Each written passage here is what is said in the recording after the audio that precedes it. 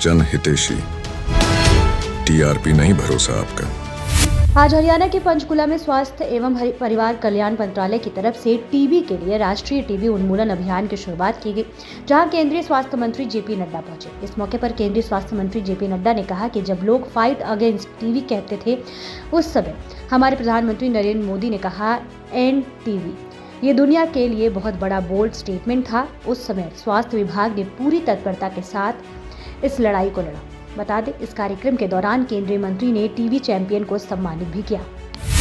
भी याद रखने की जरूरत है कि इस टीबी मुक्त अभियान में 2018 एक बहुत महत्वपूर्ण दिन है, बहुत महत्वपूर्ण साल है।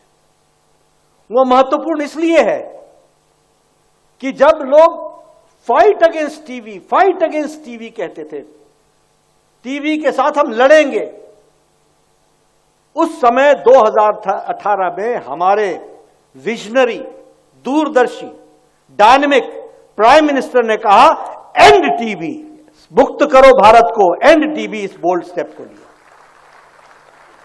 2018 में। यह बहुत बड़ा बोल्ड स्टेटमेंट था दुनिया के लिए, देश के लिए नहीं, दुनिया के लिए, कि एक प्रधानमंत्री इस हौसले के साथ कह रहा है, 140 करोड़ के देश में यह हौसला कि एंड टीबी, ट्यूबरक्लोसिस को हम समाप्त करेंगे, टीबी हारेगा, भारत जीतेगा। यह 2018 का बहुत बड़ा कार्यक्रम चलाया गया और उस समय उन्होंने तय किया कि अगर सस्टेनेबल डेवलपमेंट गोल्स 2030 रखते हैं तो हम टीबी मुक्त भारत 2025 में बना देंगे। इस बात को लेकर कुरुक्षेत्र में चल रहे अंतर्राष्ट्रीय गीता जयंती महोत्सव के अवसर पर सैनिक स्कूल के छात्र भी पहुंचे। गीता जयंती पर सैनिक स्कूल के छात्रों ने अंतर्राष्ट्रीय गीता जयंती महोत्सव के अवसर पर कार्यक्रमों का लुत्फ उठाया। कुरुक्षेत्र गीता महोत्सव में विभिन्न राज्यों की संस्कृतियों का संगम हो रहा है। ऐसे में देश के भावी सैनिक कर्म को समझकर राष्ट्रीयता से जुड़ रहे हैं। सैनिक स्कूल के बच्चों के साथ आए अधिकारियों ने भी हरियाणा सरकार के गीता जयंती के प्रयासों की सराहना की।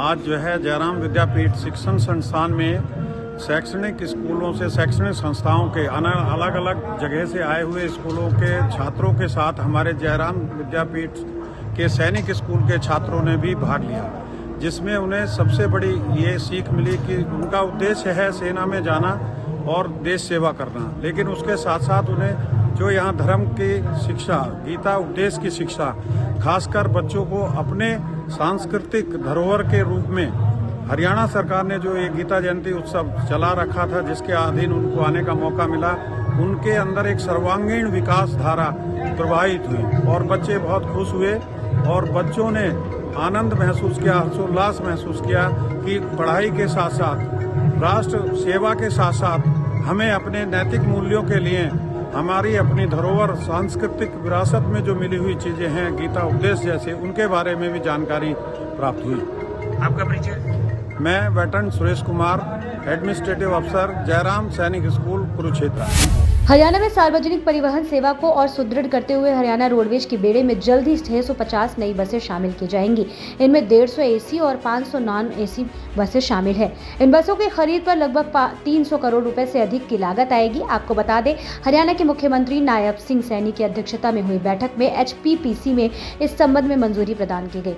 एचपीपीसी, डीएचपीपीसी और एचपीडब्ल्यूपीसी की बैठक में कुल मिलाकर 1329 करोड़ रुपए के कॉन्ट्रैक्ट और विभिन्न वस्तुओं की खरीद को मंजूरी दी गई। बैठक में हरियाणा विद्युत प्रसारण निगम लिमिटेड के आपातकालीन बहाली प्रणाली के 2 सेटों की खरीद, 400 केवी वोल्टेज तक एईएचवी ट्रांसमिशन लाइनों और सब स्टेशनों के लाइव लाइन रखरखाव और संबंधित हॉटलाइन उपकरणों के 4 सेटों की खरीद तथा विभिन्न ट्रांसफार्मरों की खरीद को भी मंजूरी प्रदान की गई। ये वीडियो अगर आपको पसंद आई हो तो वीडियो को लाइक और शेयर जरूर करें। हमारे चैनल को सब्सक्राइब और फॉलो करना ना भूलें। आप देखते रहिए जनहितैषी नेशनल, ताकि देश और दुनिया की हर खबर से रह सके बाखबर।